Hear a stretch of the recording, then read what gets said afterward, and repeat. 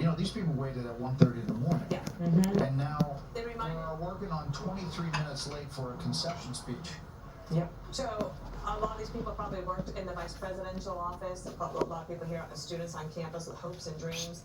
If they weren't asked for their money relentlessly, they were asked for their time and their efforts. And then to wait all night last night to see that they knew what the results were and to not hear anything until today.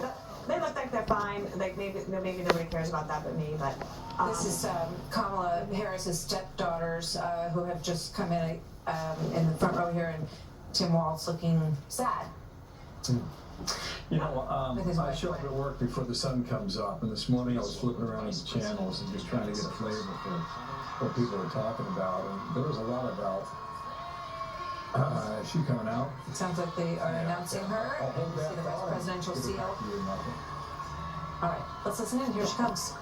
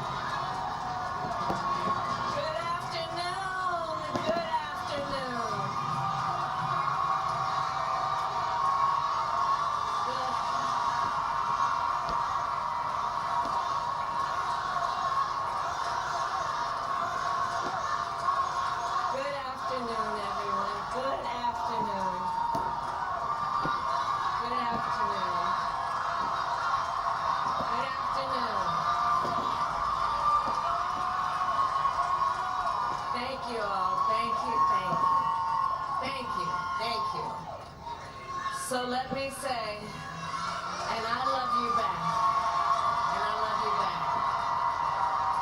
So let me say, my heart is full today. My heart is full today, full of gratitude for the trust you have placed in me, full of love for our country, and full of resolve. The outcome of this election is not what we wanted, not what we fought for, not what we voted for, but hear me when I say, the light of America's promise will always burn bright. As long as we never give up, and as long as we keep fighting.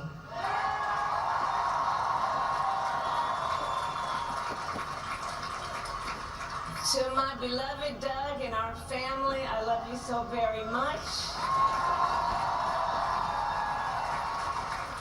To President Biden and Dr. Biden, thank you for your faith and support. To Governor Walz and the Walz family, I know your service to our nation will continue. And to my extraordinary team, to the volunteers who gave so much of themselves, to the poll workers and the local election officials, I thank you all. Look, I am so proud of the race we ran, and the way we ran it, Over the 107 days of this campaign, we have been intentional about building community and building coalitions, bringing people together from every walk of life and background, united by love of country with enthusiasm and joy in our fight for America's future. And we did it with the knowledge that we all have so much more in common than what separates us. Now I know folks are feeling and experiencing a range of emotions right now. I get it. But we must accept the results of this election. Earlier today, I spoke with President-elect Trump and congratulated him on his victory. I also told him that we will help him and his team with their transition, and that we will engage in a peaceful transfer of power.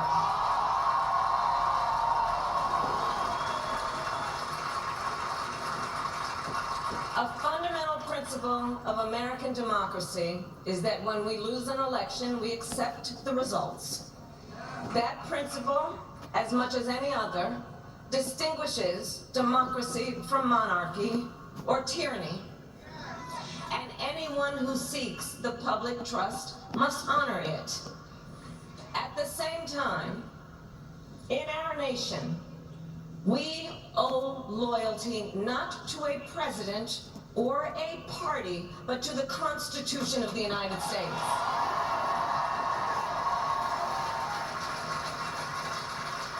And loyalty to our conscience and to our God. My allegiance to all three is why I am here to say, while I concede this election, I do not concede the fight that fueled this campaign.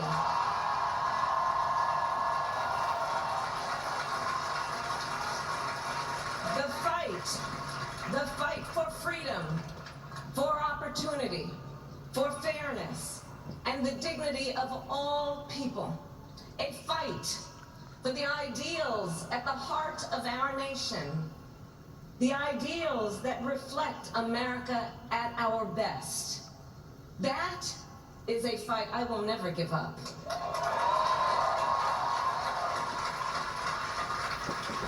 I will never give up the fight for a future where Americans can pursue their dreams, ambitions, and aspirations, where the women of America have the freedom to make decisions about their own body and not have their government telling them what to do.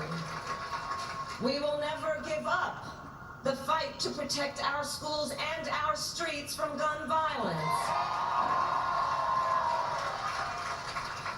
And America, we will never give up the fight for our democracy, for the rule of law, for equal justice, and for the sacred idea that every one of us, no matter who we are or where we start out, has certain fundamental rights and freedoms that must be respected and upheld.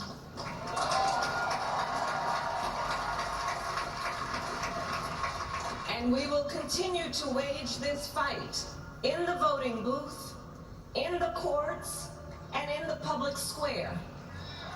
And we will also wage it in quieter ways, in how we live our lives, by treating one another with kindness and respect, by looking in the face of a stranger and seeing a neighbor, by always using our strength to lift people up, to fight for the dignity that all people deserve.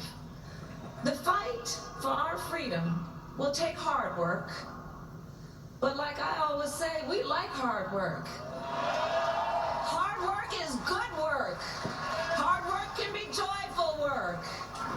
And the fight for our country is always worth it. It is always worth it.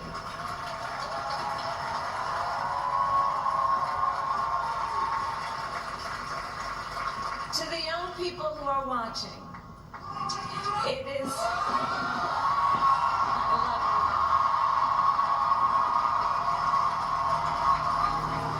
To the young people who are watching, it is okay to feel sad and disappointed, but please know it's going to be okay. On the campaign, I would often say, when we fight, we win. But here's the thing. Sometimes the fight takes a while. That doesn't mean we won't win. That doesn't mean we won't win. The important thing is don't ever give up. Don't ever give up. Don't ever stop trying to make the world a better place. You have power. You have power. And don't you ever listen when anyone tells you something is impossible because it has never been done before.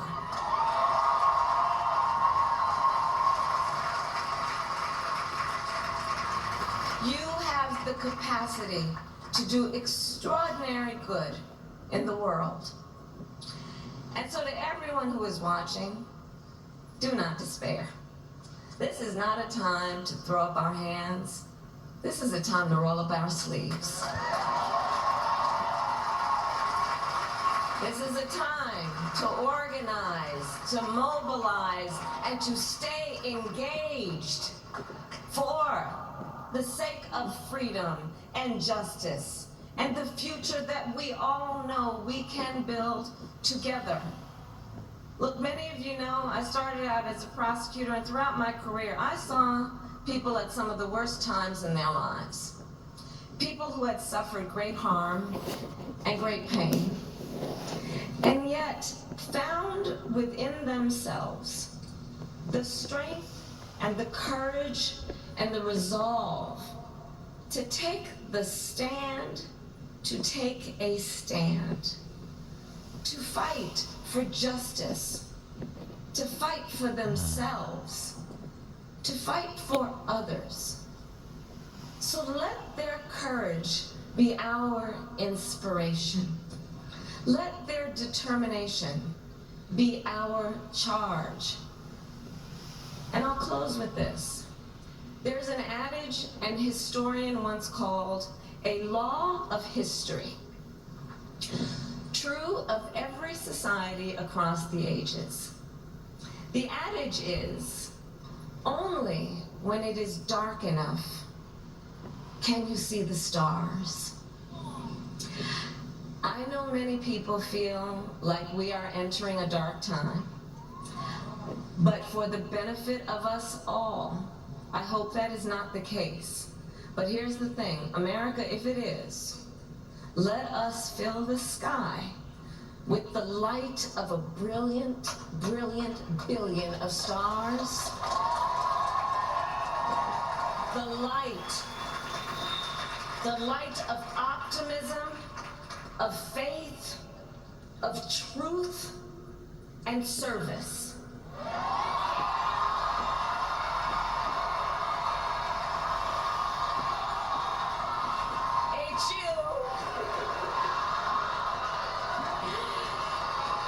And may that work guide us, even in the face of setbacks, toward the extraordinary promise of the United States of America. I thank you all. May God bless you, and may God bless the United States of America. I thank you all. Vice President Kamala Harris in a concession speech in which she said the light of America's promise will always burn bright as long as we keep fighting. She said she'd often say on the campaign trail, when we fight, we win. But this time saying, here's the thing, sometimes the fight takes a while. She went on to say, it's going to be okay. She spoke for about 12 or 13 minutes there, and she talked about the fight continuing. I do not concede the things that we fought for. Let's bring in our panel with reaction. There she is with Doug Emhoff, who is the current second gentleman. Would have been the first gentleman, but we're not going to see that on this time around. So let's bring in our panel. Bill Hemmer, Dana Perino, Britt Hume, Kayleigh McEnany, and Marie Harf. We did not hear in there, Dana, I'm sorry that I didn't win. I did my best, and I'm sorry that I disappointed you on that front.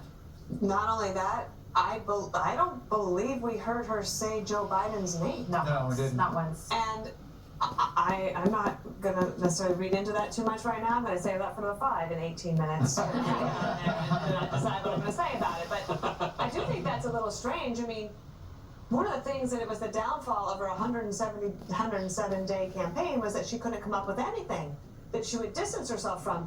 She doesn't invite him to her big rally there at the Ellipse. Right. Her closing argument statement. She doesn't even invite him. He's on the Zoom call calling people garbage.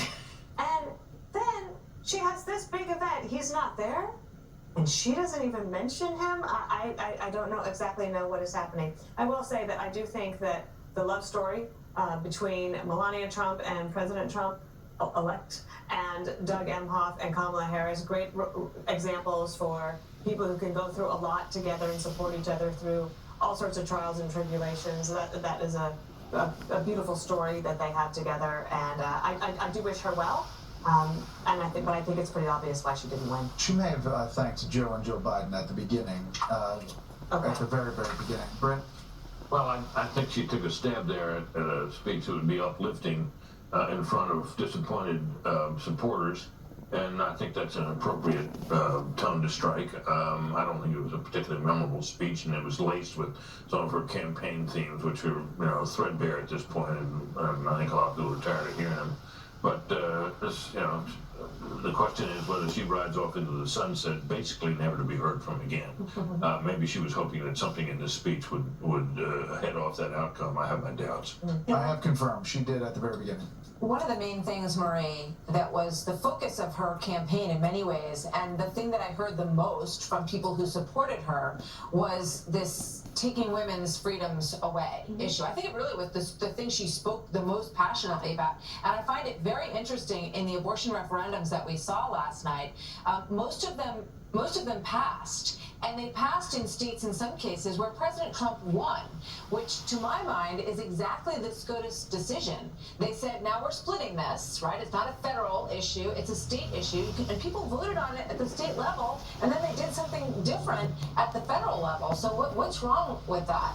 Well, this is one of the questions Democrats are asking themselves today. How could that happen in some of these states? Because Democrats have said during this campaign, don't trust that Donald Trump and his administration won't try and curtail their rights even further. That's one of the postmortems that I think Democrats are going to be looking at this campaign. In terms of the speech, I thought this was really a call for civic engagement, and not based on resentment. We've talked a lot about the language on both sides during this campaign, but she talked about our ideals and about how you dissent in a democratic society. She talked about a peaceful transfer of power. She said that she offered help to the Trump campaign as they transition in. But outlining this idea of civic ideals and civic engagement and how we can keep fighting when we feel like we have lost and we have a lot of work to do. And I think that was an uplifting message, a forward-looking message that we all, quite frankly, today could really take to heart. Bill? I guess a lot of platitudes, but I think that's kind of where we've been for the past 3 or 4 months. The rhetorical flourish really is in small type, I'd say, and not capital letters. It's hard. Look, you put your heart and soul every day of your life into this, and you got to come out there and accept defeat. But that's where we are with her campaign at the moment. Real soon, though, we're going to be turning the page. Sorry about that. We're going to be turning the page, rather. All right, so I've been up to what Trump does.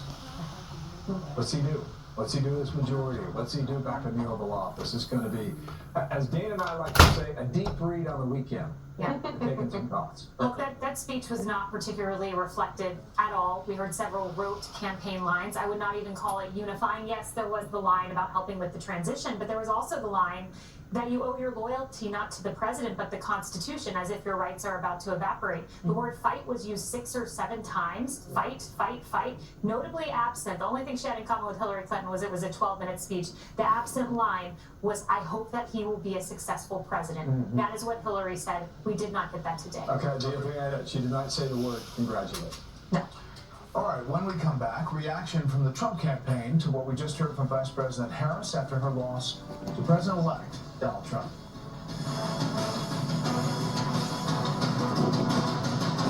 Elect J.D. Vance's motorcade, but we don't have confirmation on that.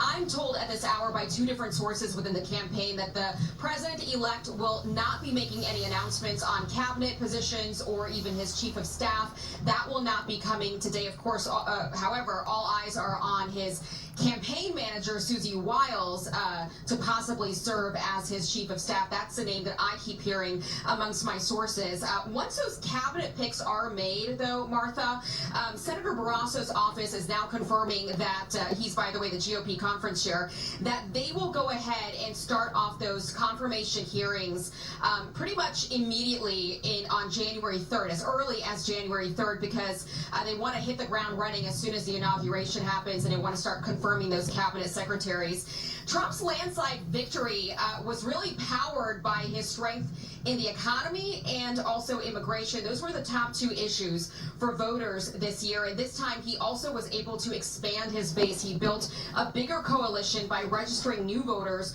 who didn't normally come out in those key battleground states. He doubled his support from men, while fewer women went for Vice President Harris this year. He also targeted traditional Democratic voting blocs that normally go to Democrats, Hispanic voters, black voters, young voters. That's all up for him this time of year, up from 2020. And he swept the blue wall states with bold stops like that big Madison Square Garden rally, even made double-digit gains in solid blue states like New York and New Jersey.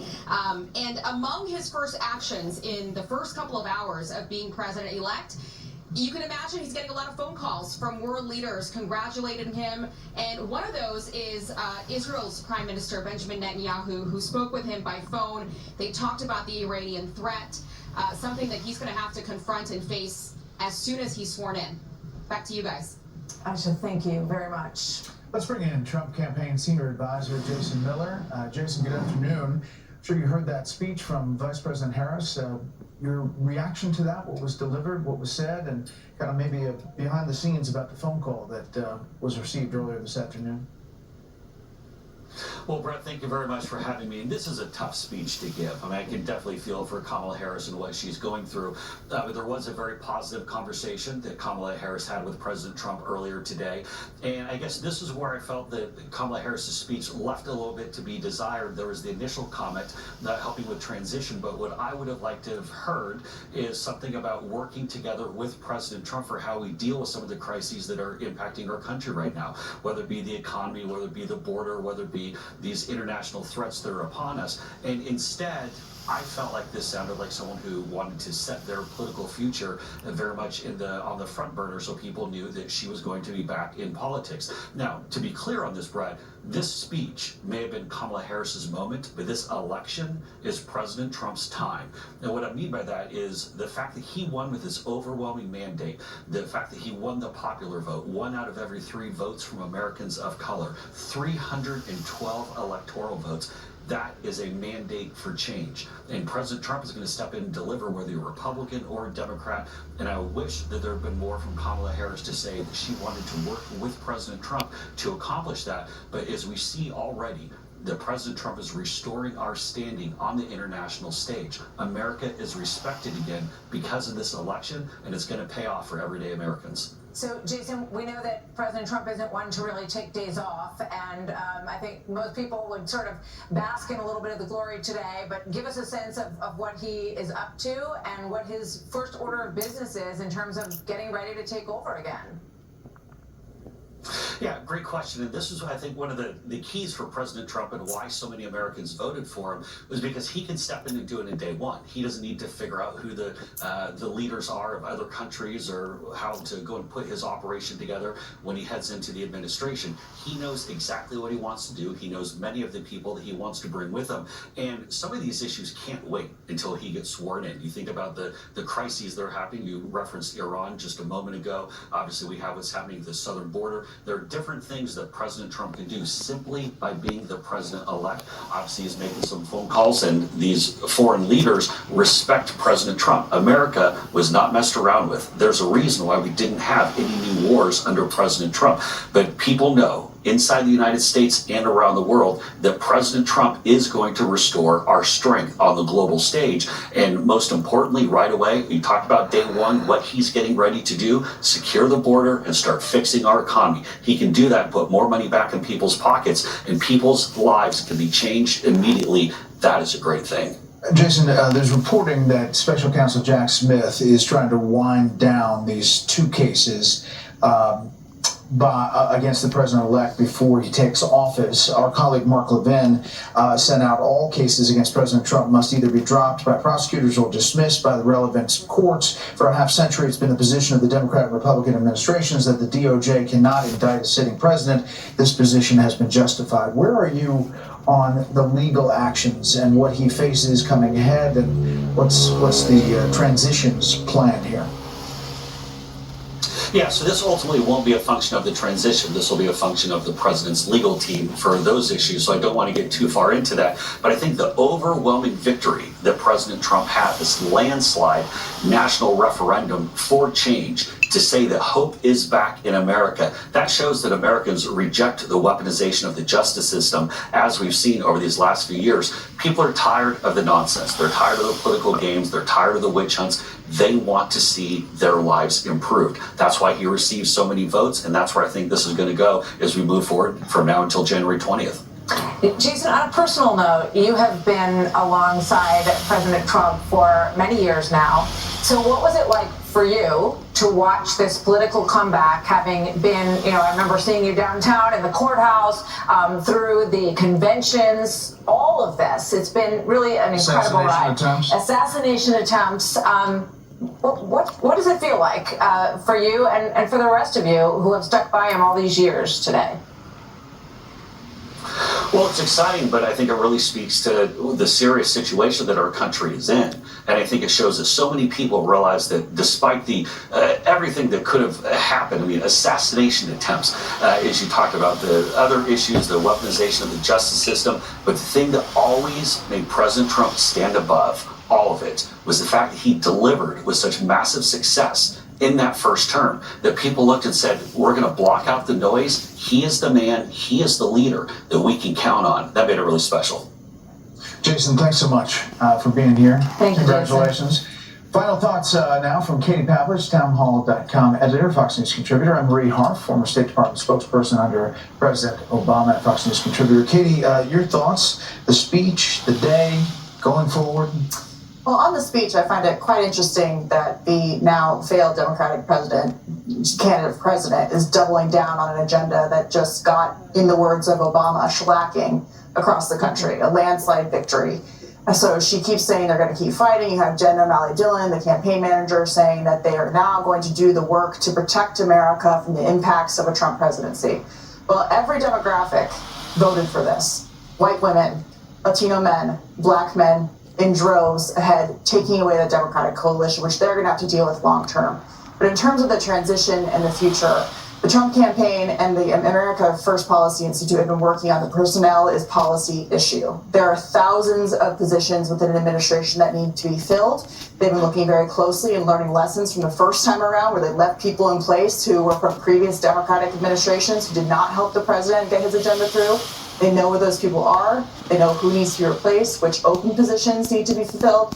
And so they are ready on day one to plug in all these people. And certainly the transition team is ready doing that today, if not starting tomorrow. We'll be curious to see if Susie Wild has a position potentially as chief of staff. He called her the ice maiden last night. I think a lot of people don't know who she is. She was the campaign manager. She's worked for Ron DeSantis. She worked for Ronald Reagan. Do you see a role for her? Absolutely. She's one of those very intelligent, strong women who has been around the former president, now president-elect, and certainly he is considering her for a top position. Marie, the line that Katie's referring to, while I concede this election, I do not concede the fight that fueled this campaign. What are the picking up the pieces from the campaign, and when does that all start for Democrats? I think it started at 3 a.m. this morning, actually. I mean, this was such a surprising landslide for Democrats. This wasn't just losing by a little bit. And I think that conversation's already started. We see it playing out publicly. But now Donald Trump has to govern starting January 20th, and that is difficult. As we said earlier, he will likely have unified Republican government.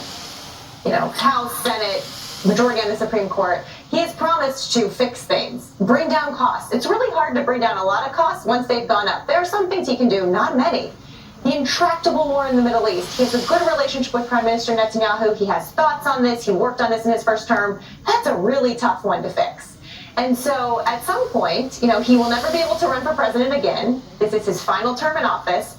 And he will have to deliver. and they will be solely responsible as the Republican Party for answering to voters in 2 short years. I know we need some sleep before we start talking about the midterms, but there are really tough problems that he can't just fix with a phone and a pen, as people used to say about Barack Obama. The southern border, he can do things right away on, and I expect that he will, and I think it's one of the mistakes of the Biden administration that they in a knee-jerk way, took some of those off. But there's a lot of things he can't fix right away, and he will have to deliver for the American people. We expect that the House is going to go GOP, but if Democrats retain or take over House majority, it would be Hakeem Jeffries as Speaker, but it would be a very slim majority, just looking at the seats that are left. Do you think if that happened, that they would be in the resistance role and they would bring forward things like impeachment or other actions, or do you think they would try to work across the aisle? I think they will try and work across the aisle. I think impeachment wasn't completely a partisan act. I know Katie and others probably disagree with me. I think President Trump did things that warranted the investigations that led to impeachment. Slim majorities are tough in the House, but Democrats, unlike Republicans in the House, tend to stick together as a very unified voting bloc. I think they will focus on protecting things like women's health, the Affordable Care Act, which the Republicans have sort of flirted with, toying with if they get back in power. I think they will focus on those issues, not on investigations into random things that the Trump business did. I think they learned their lesson, hopefully, but that didn't work electorally. Again, the GOP likely is going to hold. Correct, but if Democrats were to get a very similar, I'm curious about why Democrats would try to focus on issues like healthcare when this election was a mandate that was very clearly about illegal immigration, shutting down the border, and limiting the federal government and the costs. This is going to also come from the executive branch and some of the appointees that Trump is going to make. Elon Musk, for example, with this efficiency commission they want to put in place. So, Democrats have a choice here in looking at their own election in 2 years about what they're going to focus on and what the people who used to be in their coalition actually care about. I think the good news is that everyone on both sides, what I hear today, sees this as a clean election that was decisive and decided, and we are not going back to where we were with all of these controversies around the election, which is good news for America. Thank you very much. The other thing that's clean about it is that the commercials stop. The texts stop. You stop getting bombarded, especially if you're in one of these 7 battleground states that now are no longer battleground states. You're just back to being states. Hope you enjoyed watching. Thank you all for God bless you all. Travels with Dr. John Stephenson, 859-750-0000. Join us on YouTube and Facebook. BegottenSon.com, www.begottensson.com, www.godspeaks.com, www.jstephenson.com, 859-750-0000. Join in and watch us and listen at WIOK 107.5 FM on the radio dial. Tri-State Gospel. It's 5 o'clock in New York City. I bet you're sick of seeing me.